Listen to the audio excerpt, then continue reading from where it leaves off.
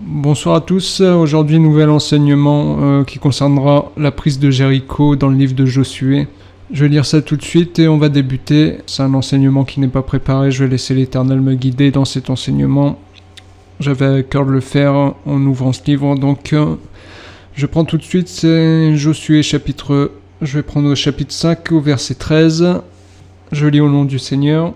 Comme Josué était près de Jéricho, il leva les yeux et regarda. Voici qu'un homme se tenait debout devant lui, son épée dégainée dans la main. Josué alla vers lui et lui dit « Es-tu pour nous ou pour nos ennemis ?» Il répondit « Non, je suis le chef de l'armée de l'Éternel, j'arrive maintenant. » Josué tomba le visage contre terre, adora et dit « Que dit mon Seigneur à son serviteur ?» Le chef de l'armée de l'Éternel dit à Josué « Enlève tes sandales de tes pieds, car l'endroit où tu te tiens est saint. » Josué se conforma à cet ordre. Jéricho était fermé, barricadé devant les Israélites. Personne n'en sortait, personne n'y entrait. L'Éternel dit à Josué, « Regarde, je livre entre tes mains Jéricho et son roi, ainsi que ses vaillants soldats. Faites le tour de la ville, vous, tous les hommes de guerre. Faites une fois le tour de la ville, tu agiras ainsi pendant ces 6 jours. 7 prêtres porteront 7 trompettes retentissantes devant l'arche. Le 7e jour, vous ferez 7 fois le tour de la ville, et les prêtres sonneront de la trompette. Quand ils sonneront la corne retentissante, quand vous entendrez le son de la trompette, tout le peuple poussera de grands cris. Alors la muraille de la ville s'écroulera et le peuple montera à l'attaque, chacun devant soi. Josué, fils de Nun, appela les prêtres et leur dit « Portez l'arche de l'alliance et que 7 prêtres portent 7 trompettes retentissantes devant l'arche de l'Éternel. » Puis il dit au peuple « Marchez et faites le tour de la ville et que les hommes équipés passent devant l'arche de l'Éternel. » Lorsque Josué eut parlé au peuple, les 7 prêtres qui portaient les 7 trompettes retentissantes devant l'Éternel se mirent en marche et sonnèrent de la trompette. L'arche de l'alliance de l'Éternel allait à leur suite. Les hommes équipés marchaient devant les prêtres qui sonnaient de la trompette et l'arrière-garde suivait l'arche. Pendant la marche, on sonnait de la trompette. Josué avait donné cet ordre au peuple. « Vous ne crierez pas, vous ne ferez pas entendre votre voix, et il ne sortira pas un mot de votre bouche jusqu'au jour où je vous dirai « Poussez des cris ». Alors vous pousserez des cris. L'arche de l'Éternel fit le tour de la ville. Elle fit une fois le tour, puis on rentra dans le camp et l'on y passa la nuit. Josué se leva de bon matin et les prêtres portèrent l'arche de l'Éternel. Les 7 prêtres qui portaient les 7 trompettes retentissantes devant l'arche de l'Éternel se mirent en marche et sonnèrent de la trompette. Les hommes équipés marchaient devant eux et l'arrière-garde suivait l'arche de l'Éternel. Pendant la marche, on sonnait de la trompette. Ils firent une fois le tour de la ville, le 2e jour, puis ils retournèrent dans le camp. Ils agirent de même pendant 6 jours. Le 7e jour, ils se levèrent de bon matin, dès l'aurore, et ils firent de la même manière 7 fois le tour de la ville. Ce fut le seul jour où ils firent 7 fois le tour de la ville. La 7e fois, comme les prêtres sonnaient de la trompette, Josué dit au peuple « Poussez des cris, car l'Éternel vous a livré la ville. La ville sera vouée à l'Éternel, elle et tout ce qui s'y trouve. Mais on laissera la vie à Rahab, la prostituée, et à tous ceux qui seront avec elle dans sa maison. » parce qu'elle a caché les messagers que nous avions envoyés. Seulement gardez-vous bien de toucher à ce qui sera voué à la destruction. En effet, si vous preniez de ce que vous aurez voué à la destruction, vous mettriez le camp d'Israël sous une menace de destruction et vous causeriez son malheur. Tout l'argent et tout l'or, tous les objets en bronze et en fer seront consacrés à l'Éternel et entreront dans le trésor de l'Éternel.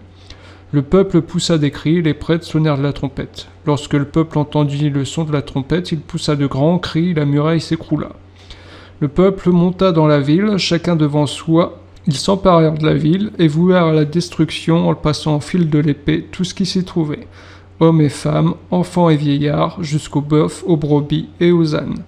Josué dit aux 2 hommes qui avaient exploré le pays, « Entrez dans la maison de la femme prostituée, faites-en sortir cette femme et tous les siens comme vous le lui avez juré. » Les jeunes espions entrèrent chez Rahab et en firent sortir Rahab, son père, sa mère, ses frères et tous les siens.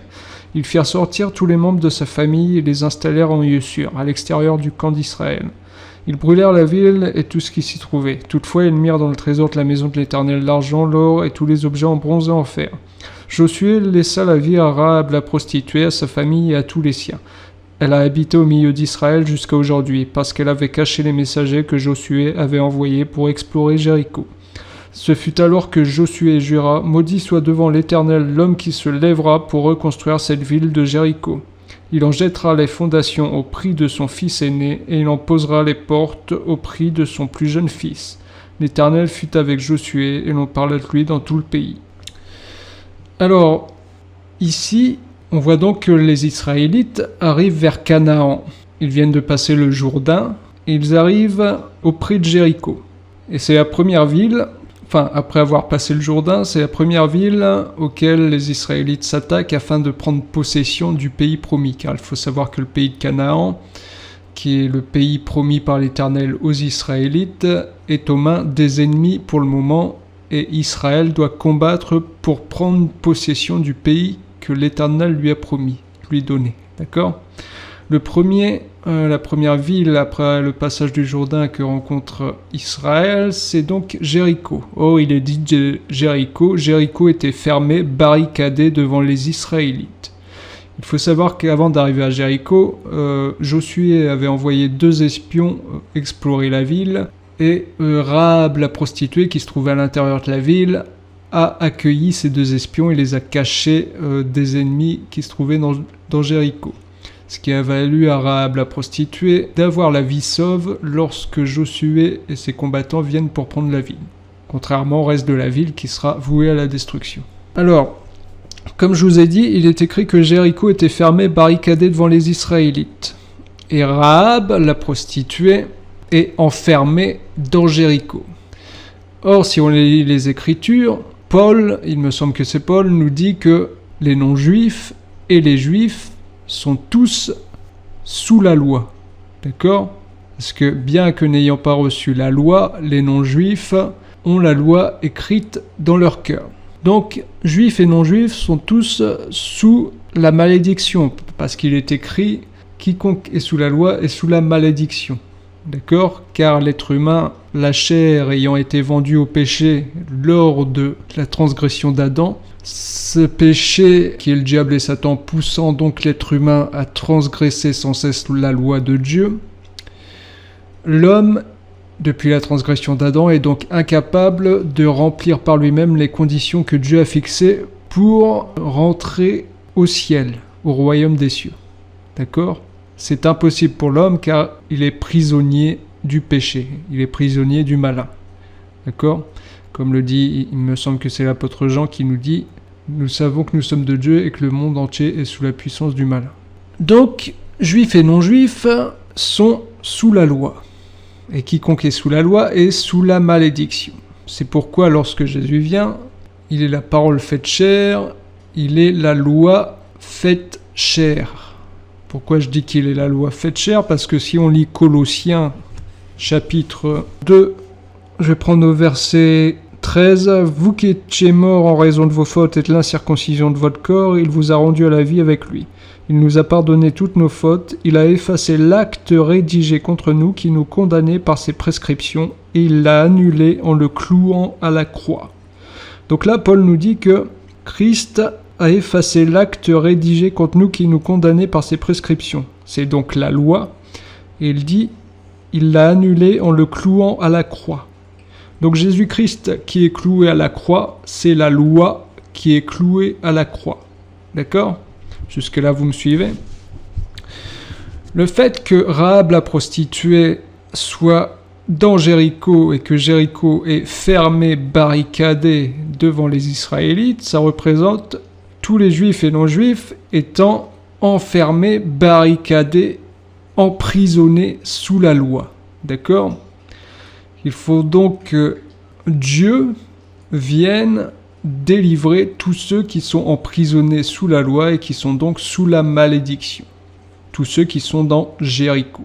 Et voici ce que va faire l'Éternel. Il va dire à Josué qu'il faut qu'il y ait 7 prêtres qui portent 7 trompettes et que chaque jour, le premier jour, il sonne une fois de la trompette, le deuxième jour, il sonne une fois de la trompette. Il n'y a que le 7e jour que les prêtres sonnent 7 fois de la trompette. Alors, vous constaterez que les prêtres sonnent donc une fois de la trompette pendant 6 jours, une fois chaque jour. Il n'y a que le 7e jour qu'ils sonnent 7 fois de la trompette. Or, que nous dit Ésaïe ? Il me semble que c'est Ésaïe 58. Je vais vous lire ça. Ésaïe 58, verset 1, nous dit « Crie à pleine voix sans te retenir, fais retentir ta voix comme une trompette. Et révèle à mon peuple sa révolte, à la famille de Jacob ses péchés. D'accord ? Ici, on voit que les prêtres sonnent une fois de la trompette par jour pendant 6 jours. Et le 7e jour, ils sonnent 7 fois de la trompette. Ésaïe 58 nous dit « Sans te retenir, fais retentir ta voix comme une trompette ». Vous aurez donc compris que dans la révélation, ces prêtres qui font retentir à la trompette, en fait, ils font entendre leur voix, d'accord, pour annoncer au peuple de l'Éternel sa révolte et ses péchés. Ils font ça pendant 6 jours, il n'y a que le 7e jour qu'ils font entendre 7 fois leur voix, d'accord ? Et il n'y a que le 7e jour également que l'Éternel dit que le 7e jour, le peuple a le droit de crier, d'accord ? Les 6 autres jours, non.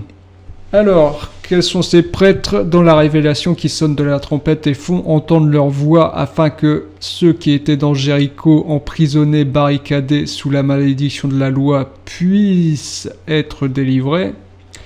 Eh bien, vous connaissez tous que le vrai prêtre, selon le sacerdoce de Melchizedek, le seul grand prêtre, c'est Jésus-Christ, l'Éternel lui-même. Et Jésus-Christ est venu, a fait sa marche pendant 6 jours, parce qu'il faut savoir qu'une marche, souvent, c'est 6 jours qui correspondent au temps pour travailler, parce que comme le disent les Juifs, il y a 6 jours pour travailler, venez donc vous faire guérir ces jours-là, d'accord ? Et le 7e jour étant le jour du sabbat, le jour du repos, d'accord ? Donc, Christ a effectué un travail de 6 jours, où il a fait entendre sa voix, et tout ce temps de travail de 6 jours, eh bien, Jéricho est resté indemne. D'accord ? Mais il n'y a que le 7e jour, le jour du sabbat, que Jéricho va s'effondrer. Il faut savoir que nous, lorsqu'on était sous le péché, nous ne travaillons pas à notre salut, nous travaillons au péché, parce que le péché, c'est tout un travail, parce qu'il est dit que le salaire du péché, c'est la mort. Si donc le péché a un salaire, c'est que le péché est un travail, d'accord ? Ce qui diffère d'aujourd'hui, où notre travail, c'est le salut, et le salaire de ce travail, c'est la vie éternelle en Jésus-Christ. Donc le péché est tout un travail. Le temps où nous péchions, c'est tout le temps où nous restions enfermés dans Jéricho, barricadés sous la loi, sous la malédiction. D'accord ? Il n'y a que le jour du sabbat que nous allons être délivrés. Or, le sabbat, c'est tout un homme. Pourquoi je dis ça ? Parce que Jésus-Christ a dit « Venez à moi, vous tous qui êtes chargés et fatigués, et je vous donnerai du repos. » D'accord ? Et il dit le Fils de l'homme est le Seigneur même du sabbat. D'accord ? Dans la Révélation, vous avez aussi Noé, dont le nom signifie repos, d'accord ? Et vous verrez que Dieu amène vers Noé tous les animaux purs et impurs. Animaux purs et impurs qui représentent juifs et non-juifs. Vous avez là Dieu qui amène vers Jésus-Christ tous juifs et non-juifs qui doivent aller vers le repos, vers Noé, vers Christ. D'accord ? C'est donc le 7e jour, le jour du repos, le jour du sabbat. Quel est le sabbat véritable ? C'est le repos vis-à-vis de quoi ? C'est le repos de l'âme, le repos vis-à-vis du péché. Parce que comme je vous ai dit, Jésus-Christ dit « Venez à moi, vous tous qui êtes fatigués, chargés, je vous donnerai du repos ». Or, il y a un psaume qui nous dit « Mes fautes s'élevaient au-dessus de moi comme un fardeau ». D'accord ? Donc, Jésus-Christ qui veut retirer nos charges et nos fardeaux, il veut retirer notre péché. D'accord ? C'est ça le fardeau. Et c'est en retirant ce fardeau du péché que nous trouvons le repos. Donc le véritable sabbat, c'est lorsqu'on ne pratique plus le péché. D'accord ? Revenons à Jéricho. Il faut donc que le prêtre fasse entendre 7 fois sa voix pour que la muraille de Jéricho s'effondre. Et il faut que le peuple crie pour que ça s'effondre. D'accord ? Or, que se passe-t-il à la croix ? La croix, c'est le moment où Jésus fait entendre 7 paroles. Il fait entendre 7 fois sa voix, il fait retentir 7 fois la trompette. D'accord ? Et vous verrez qu'à la fin, il fait quoi ? Il pousse un grand cri. Et il est dit que lorsqu'il pousse ce grand cri, le voile du temple se déchira. Or, je vous ai dit en Colossiens chapitre 2 qu'il est écrit que Jésus est la loi faite chair, vu que Paul nous dit qu'il a cloué l'acte qui nous condamnait, il l'a cloué à la croix. D'accord ? Donc Jésus cloué à la croix, c'est l'acte qui nous condamnait. Cet acte a donc été déchiré. Pourquoi je dis déchiré ? Parce que, comme je vous ai dit, il est écrit que lorsque Jésus pousse son grand cri, le voile du temple se déchire. Or, si on va voir en hébreu, l'auteur nous dit qu'il a traversé un temple plus grand et plus parfait. Attendez, je vais essayer de retrouver le passage.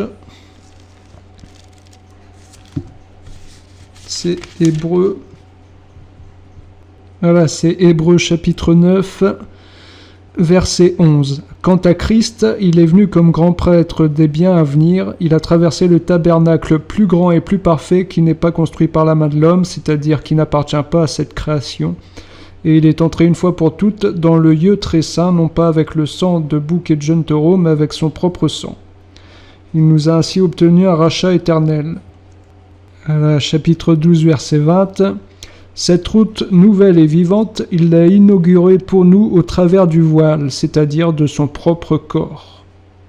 Donc, lorsque Christ entre dans le lieu très saint, dans le vrai tabernacle, il est écrit que le voile qui mettait la séparation entre le lieu très saint et le reste, c'est le corps de Christ. D'accord ? Donc, lorsqu'à la croix, Christ pousse un grand cri et qu'il est dit que le voile du temple se déchira, c'est tout simplement le corps de Christ qui se déchire. D'accord ? Et je vous ai dit que Christ était la loi faite chair qui a été clouée à la croix. Donc, la loi a été à ce moment-là déchirée. Et Jéricho représente donc, comme je vous ai dit tout à l'heure, la loi qui nous enfermait. Nous étions tous sous la loi, sous la malédiction. Or, lorsque Christ est cloué sur la croix, il déchire la loi. C'est pourquoi, tout comme lorsque Christ pousse un grand cri sur la croix, le voile se déchire, eh bien, ici, lorsque le peuple crie, Jéricho tombe et la muraille de la ville s'effondre, permettant à Israël d'entrer et de prendre possession et de faire sortir Rahab la prostituée. D'accord ? C'est-à-dire que les 7 prêtres qui sonnent de la trompette, plus le peuple qui crie, c'est Christ, car oui, le prophète représente à la fois Dieu et à la fois le peuple, d'accord ? Parce que je crois que c'est en Ézéchiel où l'Éternel dit à Ézéchiel, tu feras ceci et cela, Ézéchiel le fait, et il dit ce sera un témoignage pour le peuple, ils partiront en déportation, d'accord ? Donc, parfois le prophète est là pour représenter le peuple dans son entièreté, et parfois le prophète est là pour représenter Dieu. D'accord ? Tout comme l'Éternel a dit à Moïse, je te fais Dieu. Donc, le peuple qui crie, c'est Jésus-Christ qui l'effectue, et les 7 trompettes, c'est Jésus-Christ qui l'effectue. Lui-même étant le repos, le sabbat. D'accord ? Donc, vous l'aurez compris, les 7 prêtres qui sonne 7 trompettes le jour du sabbat, plus le peuple qui crie, vous avez là les 7 paroles que dit Jésus-Christ sur la croix, plus son cri pour que le voile se déchire, c'est-à-dire pour que la loi s'effondre, et que la malédiction sous laquelle nous étions s'effondre, afin que nous qui étions des prostituées puissions sortir et soyons libres vis-à-vis du péché, mais devenant la possession de Dieu. D'accord ? Maintenant qu'on a vu ça dans la révélation, c'est-à-dire voir Jésus-Christ, l'époux qui a effectué son œuvre, l'œuvre de la croix, pour que nous soyons libérés de la loi et de la malédiction de la loi, et que nous soyons libres vis-à-vis du péché, mais devenus esclaves de Dieu. Maintenant que nous avons vu l'époux, je vais vous emmener dans la doctrine, ce qui concerne le peuple. Il faut que vous sachiez, que vous compreniez en voyant ces choses que dans la doctrine, il a été donné aux prêtres d'éduquer le peuple. Parce que l'Éternel a dit, je ferai de vous un royaume de sacrificateurs, c'est-à-dire un royaume de prêtres. D'accord ? Mais vous verrez que Dieu a disposé les choses de manière à ce qu'il y ait des prêtres plus élevés. Et il faut que vous voyez là une chose, c'est que dans notre peuple, il y a des gens plus élevés, c'est-à-dire les prédicateurs, qui sont là pour indiquer la direction. Et Dieu parle par eux, d'accord? C'est par eux que Dieu fait entendre sa voix, qu'il fait retentir la trompette. Lorsque vous avez une difficulté, ici je vais prendre Jéricho en tant que promesse qui est barricadée, en tant qu'obstacle, en tant que les choses promises qui sont enfermées, que vous n'arrivez pas à atteindre. S'il vous manque quelque chose, oui, il faut regarder à la croix, à l'œuvre qui a été effectuée à la croix, parce que c'est par cette œuvre que l'Éternel désormais pourvoit en toutes choses, parce que cette œuvre a été effectuée. Mais il faut que vous compreniez que les gens qui sont placés au-dessus de vous, c'est-à-dire les prédicateurs, c'est par eux que Jésus-Christ fait entendre sa voix aujourd'hui, qu'il fait retentir la trompette, d'accord? Donc lorsque vous avez un obstacle, que quelque chose ne marche pas, que la chose est barricadée, premièrement, il faut écouter l'enseignement donné par les prédicateurs de la vérité, d'accord?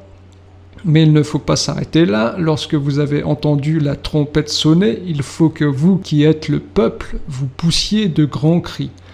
C'est quoi crier? Crier, c'est prier. Crier, c'est prier. D'accord? Donc, deux choses lorsqu'il y a un obstacle. Lorsque quelque chose vous bloque, lorsque vous aimeriez obtenir les promesses qui sont barricadées. Premièrement, écoutez l'enseignement des prédicateurs. Et deuxièmement, une fois que l'enseignement a été écouté, il faut prier. Et vous verrez que c'est lorsque les trompettes retentissent plus le cri du peuple que la barricade s'effondre, que la difficulté s'effondre. D'accord? Ça, c'est doctrinalement. Si vous voulez régler une solution, il faut toujours regarder à l'œuvre de la croix et rester dans l'enseignement et dans la prière. D'accord? À chaque fois que quelqu'un avait une difficulté en Israël et lorsque Christ était sur terre, qu'est-ce qu'il faisait? Lorsque quelqu'un demandait « Viens me guérir car ceci ou cela, viens guérir ma fille, viens faire ceci ou cela », Jésus-Christ répondait toujours « Le royaume des cieux est semblable à un homme qui… » Donc vous voyez que la réponse que donnait toujours Christ à tout problème que posaient les gens, il ne faisait qu'une seule chose, il parlait du royaume des cieux. D'accord? Donc à chaque fois que vous avez un problème, vous n'avez qu'une seule chose à faire, continuez à écouter l'enseignement de Christ et prier. D'accord? C'est ainsi que la difficulté, l'obstacle qui était posé sera anéanti. C'est aussi par cette méthode que la chair, qui est le principal obstacle, car comme je vous ai dit, lorsque Jésus-Christ sur la croix, le voile se déchire, qui est son propre corps, et ici, lorsque le peuple crie, la muraille s'effondre, c'est-à-dire que Jéricho, l'obstacle principal qui oppose Dieu à ceux qui sont dans Jéricho, enfermés dans Jéricho, c'est la chair, d'accord? Donc quand vous avez un problème charnel également, il faut écouter l'enseignement, plus pousser des cris, c'est-à-dire prier, d'accord? C'est ce qui vous délivrera, grâce à l'œuvre de la croix qui a été effectuée. Donc ça, c'est pour la doctrine et pour la révélation. Voilà. Maintenant, on voit quoi? On voit quoi dans la révélation? On voit que Jéricho est donc maintenant anéanti, mais qu'est-il dit plus bas? Il est dit, Josué dit, « Maudit soit devant l'Éternel l'homme qui se lèvera pour reconstruire cette ville de Jéricho. Il en jettera les fondations au prix de son fils aîné, et il en posera les portes au prix de son plus jeune fils. » Maintenant, je vais finir ici dans la révélation, en ce qui concerne Jésus-Christ et l'œuvre de la croix au travers de cette écriture de Jéricho barricadé. Une fois que Jéricho s'effondre, je vous ai dit que c'est Jésus-Christ donc qui pousse un grand cri. Après son cri, le voile se déchire, c'est-à-dire son propre corps. Et comme l'a dit Jésus-Christ lui-même aux Juifs, « Détruisez ce temple et en 3 jours je le rebâtirai ». Ce corps qui est déchiré, c'est donc le temple qui s'effondre. La loi, c'est ici Jéricho qui s'effondre, d'accord? Mais Jésus-Christ a bien dit « Détruisez ce temple et en 3 jours je le rebâtirai ». Donc, qui va rebâtir Jéricho? C'est Jésus-Christ, d'accord? Josué dit pourtant « Maudit soit devant l'Éternel l'homme qui se lèvera pour reconstruire cette ville de Jéricho. Il en jettera les fondations au prix de son fils aîné. » C'est-à-dire que l'homme qui va reconstruire Jéricho est sous la malédiction. C'est-à-dire que lui nous a sorti de la malédiction de la loi en faisant s'effondrer Jéricho. Lui, il nous a délivrés de la malédiction en portant la malédiction. D'accord? La punition qui nous était destinée l'a frappé lui, comme aurait dit Ésaïe 53. C'est pourquoi Josué dit « Maudit soit l'homme qui reconstruira cette ville ». Lui, il est l'homme qui a porté la malédiction à notre place pour que nous en soyons délivrés. C'est pourquoi Josué dit cela. Car une fois que le temple est anéanti, il faut construire un nouveau temple. Nous étions sous la malédiction, sous la loi. Désormais, en Christ, nous sommes une nouvelle créature. Que dit Jésus exactement? Il dit « Détruisez ce temple fait de main d'homme, et j'en reconstruirai un qui n'est pas fait de main d'homme. » Or, nous avons lu tout à l'heure en hébreu ce qu'a dit l'auteur. Il a dit qu'il a traversé le temple. Je vais relire ça pour que vous compreniez bien et que ce soit exact.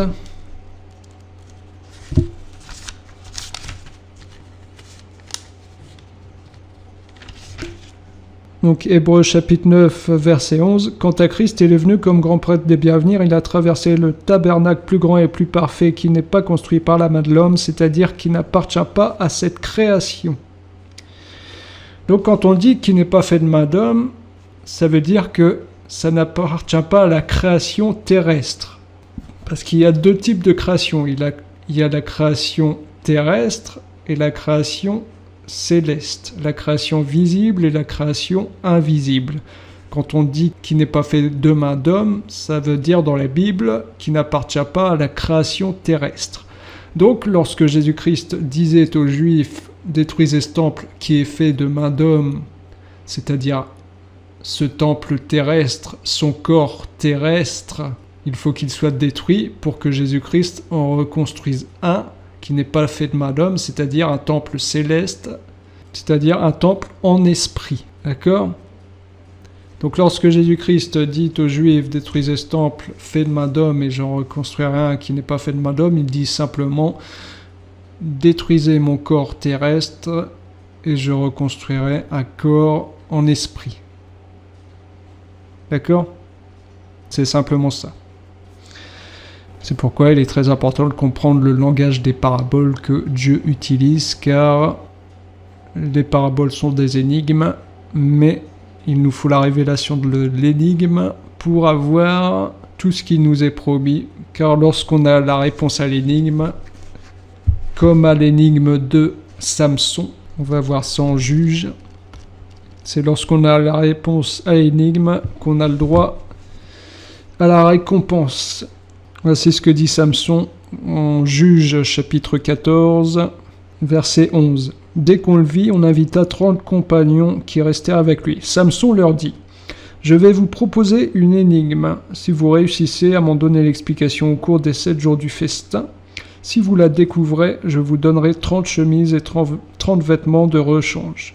Mais si vous ne pouvez pas m'en donner l'explication, ce sera vous qui me donnerez 30 chemises et 30 vêtements de rechange. » Ils lui dirent « Propose ton énigme et nous l'écouterons. » Et il leur dit « De celui qui mange est sorti ce qui se mange, et du fort est sorti le doux. » Donc je viens ici pour prendre le fait que Samson, le Samson véritable, Jésus-Christ, propose une énigme. Et tous ceux qui peuvent en donner l'explication ont le droit à la récompense.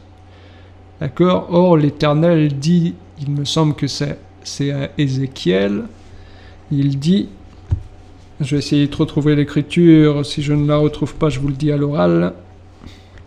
C'est bon, j'ai retrouvé, c'est en Ézéchiel chapitre 17, verset 1. Voici ce que dit l'Éternel. La parole de l'Éternel m'a été adressée. Fils de l'homme, propose une énigme, raconte une parabole à la communauté d'Israël.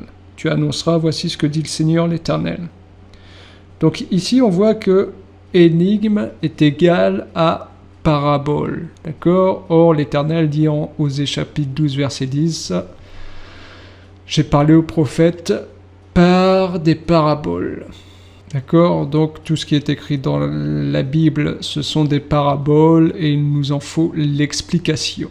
Et celui qui a l'explication des paraboles obtient la récompense, selon Juge chapitre 14, ce qu'on vient de lire avec Samson. D'accord?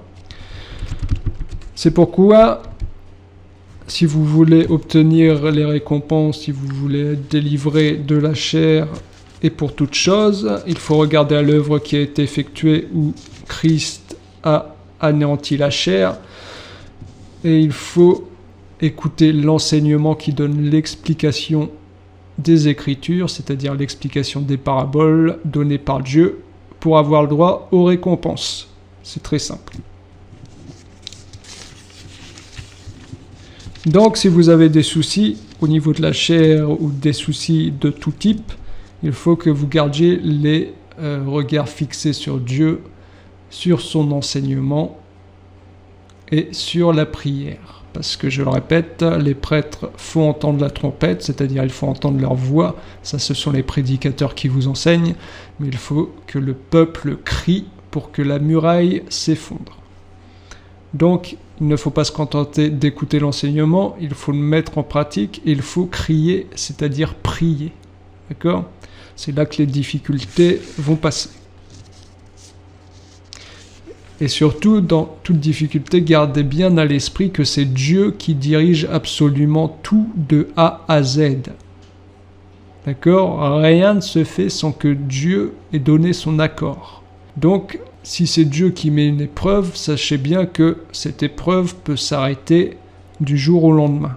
Donc, votre délivrance peut venir d'une seconde à l'autre.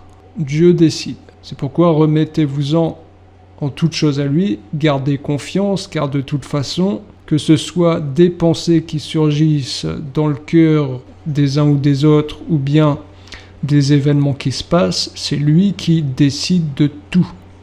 D'accord? Donc, votre difficulté peut s'arrêter directement, là, tout de suite, maintenant, ou bien elle peut durer un jour, ou bien elle peut durer 3 semaines, ou 3 mois. Mais gardez les regards fixés sur Dieu, c'est lui qui décide de tout. Gardez confiance, car de toute manière, il dirige tout. D'accord? Donc voilà.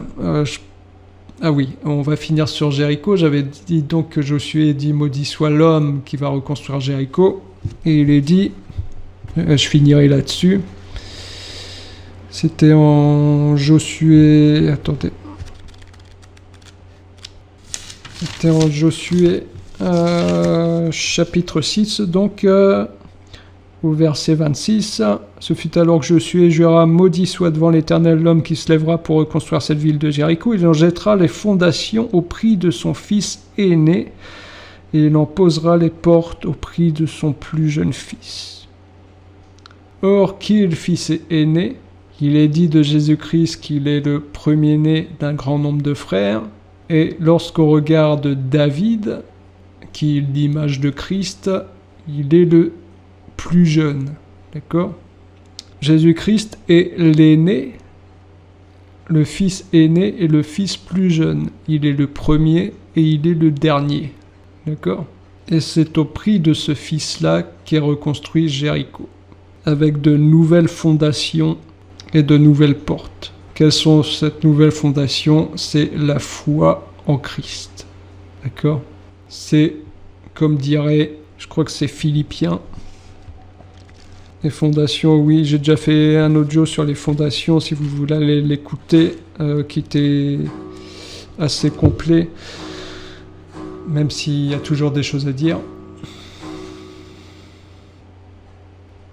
Là, ce n'est pas en Philippiens, mais il y a une écriture qui dit que vous soyez fondés et enracinés dans l'amour, et Philippiens ajoute... Et voici ce que je demande dans mes prières, c'est que votre amour augmente de plus en plus en connaissance et en pleine intelligence, pour que vous puissiez discerner ce qui est essentiel.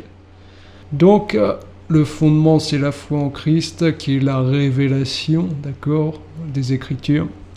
Le livre scellé qui a été ouvert, nous ne lisons plus les Écritures par notre propre pensée, mais nous laissons l'Éternel nous expliquer les Écritures.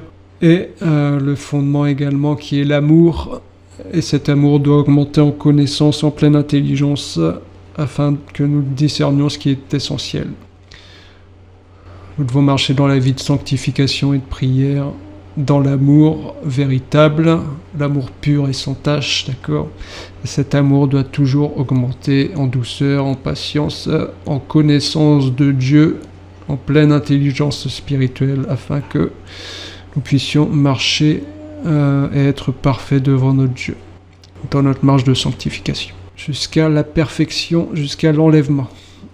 Voilà, je vais m'arrêter ici. Voilà, c'était un peu improvisé. J'ai demandé à l'Éternel ce qu'il fallait que je fasse et j'ai eu à cœur de faire un petit enseignement sur Jéricho lorsque j'ai ouvert la Bible. Donc, et je vous avais dit auparavant, il y a quelques audios, qu'on irait vers le livre de Josué. Donc, c'est chose faite. On va peut-être continuer, on verra. Donc, je vous dis à une prochaine fois. Je vous remercie d'avoir écouté. Je vais prier pour vous d'abord.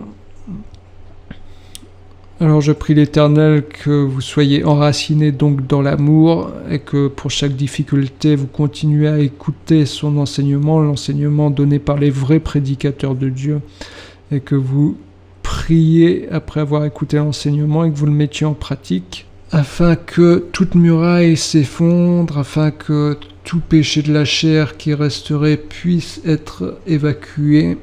Nous regardons tous à l'œuvre de la croix, car c'est là où Jésus-Christ a porté tous les péchés et c'est là où nos péchés sont évacués, pardonnés d'avance.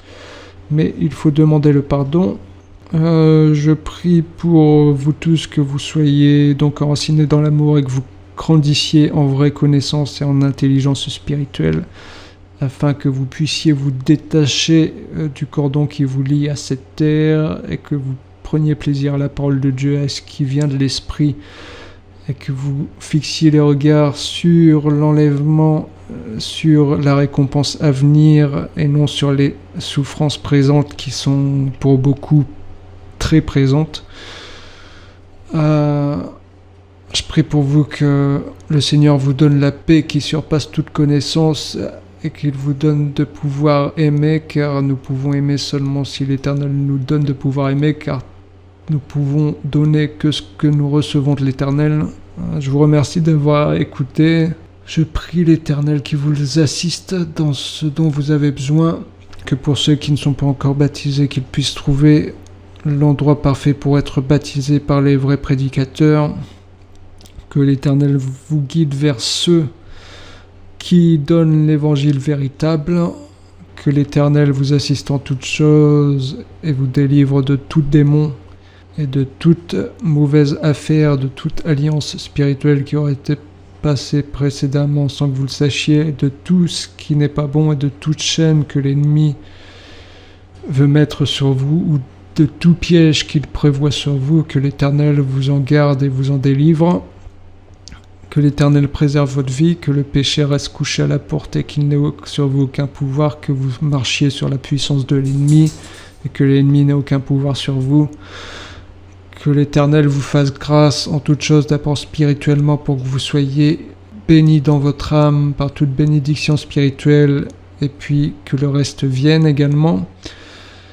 Je vous remercie tous d'avoir écouté. Je prie l'Éternel qui nous assiste tous et qui nous unisse tous par le lien d'amour, qui est le lien de la perfection, que nous ayons de l'amitié fraternelle pour chacun, que nous nous laissions pas faire par l'ennemi, mais que l'Éternel mette les bonnes paroles dans nos bouches pour que de nos bouches jaillisse uniquement la grâce et la bénédiction, et aucune malédiction, ni aucune colère, ni méchanceté, ni haine, afin que tout soit parfait, que nous gardions l'amour que l'Éternel nous donne, et que nous soyons un peuple séparé du monde, qui est reconnaissable à sa manière d'agir et sa manière de vivre, afin de rendre honneur à l'Éternel par notre manière de vivre, car nous sommes pour l'Éternel sa réputation. Il faut donc que nous nous comportions très bien. Seigneur, assiste-nous en toutes choses, délivre-nous du mal, fais-nous du bien, car tout concourt au bien de ceux qui aiment Dieu, tout concourt à la bénédiction, tout concourt à la vie éternelle, qui est la bénédiction véritable. Sois béni, mon Dieu, soyez tous bénis, et je vous dis à une prochaine fois. À très bientôt, au revoir.